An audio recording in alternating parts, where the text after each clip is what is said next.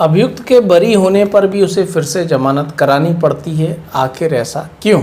आज हम यही जानेंगे कि जब ट्रायल कोर्ट क्रिमिनल ट्रायल का पूरा निष्कर्ष निकाल चुकी है कि अभियुक्त दोष मुक्त है, उसे सज़ा नहीं होनी है, तो फिर उससे फिर से जमानत किस लिए ली जाती है। साथियों, जब मैं प्रैक्टिस में शुरू में आया था, जब मैंने ये स्टेज देखी, ठीक है, क्योंकि 437 ए पर हम जब किताबें पढ़ते हैं तो उस पर ज़्यादा ध्यान देते नहीं हैं, ठीक है, उसे यहाँ पर नज़रअंदाज कर देते हैं। लेकिन आप यदि एज अ प्रैक्टिसिंग एडवोकेट हैं तो आपके लिए 437 ए CRPC जानना बहुत ज़्यादा ज़रूरी है, क्योंकि आप यदि क्रिमिनल ट्रायल लड़ेंगे तो आपको यहाँ पर इसका यूज़ देखने को ज़रूर मिलेगा। नमस्कार दोस्तों, मैं आपका दोस्त एडवोकेट अमित कबीर। तो दोस्तों, आज हम बात करने वाले हैं इसी महत्वपूर्ण प्रावधान के बारे में। साथियों, अगर कोर्ट किसी अभियुक्त को बरी करता है यानी एक्यूटेड करता है तो आमतौर पर लगता है कि अब तो ट्रायल कोर्ट की पूरी प्रक्रिया ख़त्म और अब केवल दोषमुक्त व्यक्ति को जजमेंट पर साइन करने हैं, केवल उसे जजमेंट पर अब साइन करना बाकी रह गया है। लेकिन असल में ऐसा नहीं होता।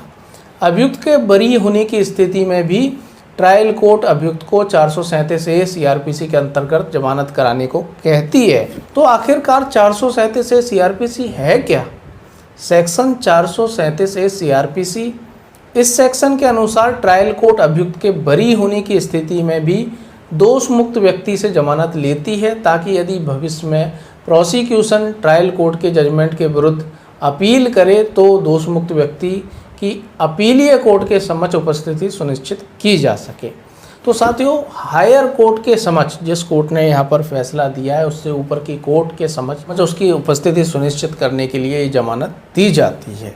ये जमानत 6 महीने तक प्रभावी रहती है। तो साथियों, आपको पता ही होगा, जब क्रिमिनल ट्रायल चलता है तो सबसे पहले तो अभियुक्त के विरुद्ध यहाँ पर चार्ज फ्रेम होता है। चार्ज के बाद यहाँ पर जो प्रोसिक्यूशन के एविडेंस होते हैं वो होते हैं। जब वो सारे समाप्त हो जाते हैं तो 313 के यहाँ पर बयान होते हैं अभियुक्त के। उसके बाद डिफेंस एविडेंस होते हैं, यदि डिफेंस एविडेंस देना चाहता है तो साथियों, उसके बाद यहाँ पर कोर्ट आर्गूमेंट सुनती है, प्रोसिक्यूशन पक्ष के, अभियुक्त पक्ष के, दोनों पक्षों के यहाँ पर आर्गूमेंट को सुनती है और उसके बाद यहाँ पर क्रिमिनल ट्रायल का निष्कर्ष निकालती है कि अभियुक्त को यहाँ पर सज़ा होनी है, यहाँ पर कन्विक्शन यहाँ पर अभियुक्त का होना है या एक्यूटल दोष मुक्त यहाँ पर अभियुक्त का होना है। तो साथियों, यहाँ आज हम बात जो कर रहे हैं कि यदि अभियुक्त दोष मुक्त हो जाता है तो भी उससे यहाँ पर जमानत क्यों ली जाती है।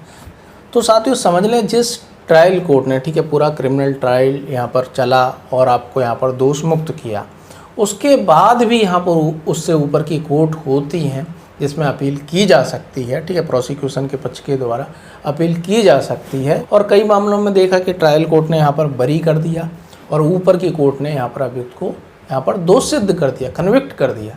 तो यहाँ पर ऊपर रिजल्ट बदल भी सकता है, ठीक है, हायर कोर्ट में रिजल्ट बदल भी सकता है।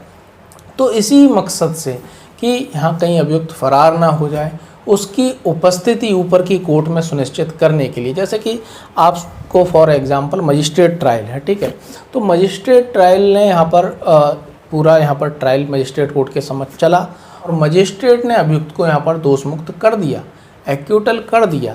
तो जो प्रोसिक्यूशन पक्ष है तो वो यहाँ पर सेशन कोर्ट में जा सकता है, ठीक है, जो सत्र न्यायालय है उसमें यहाँ पर उसके अगेंस्ट अपील कर सकता है। यदि सत्र न्यायालय का ये मामला है, ठीक है, सत्र न्यायालय में ट्रायल चला और वहाँ से उसे एक्यूटल कर दिया गया, दोष मुक्त कर दिया गया, तो जो प्रोसिक्यूशन है वो हाई कोर्ट के समक्ष यहाँ पर अपील कर सकता है। तो ऐसी ऊपर की कोर्ट जिसमें यहाँ पर अपील की जा सकती है प्रोसिक्यूशन के द्वारा, तो यदि अपील की स्थिति आती है तो यहाँ जो दोष मुक्त व्यक्ति है उसकी उपस्थिति ऊपर के कोर्ट में सुनिश्चित करने के लिए ये 437 ए के यहाँ बॉन्ड भरवाए जाते हैं, जमानत ये ली जाती है। तो दोस्तों, आप समझ ही गए कि यहाँ फिर से जमानत क्यों करानी पड़ती है। तो साथियों, बहुत ही महत्वपूर्ण टॉपिक है जो कोर्ट में एडवोकेट प्रैक्टिस कर रहे हैं उनके लिए तो बहुत ही ज़्यादा महत्वपूर्ण है।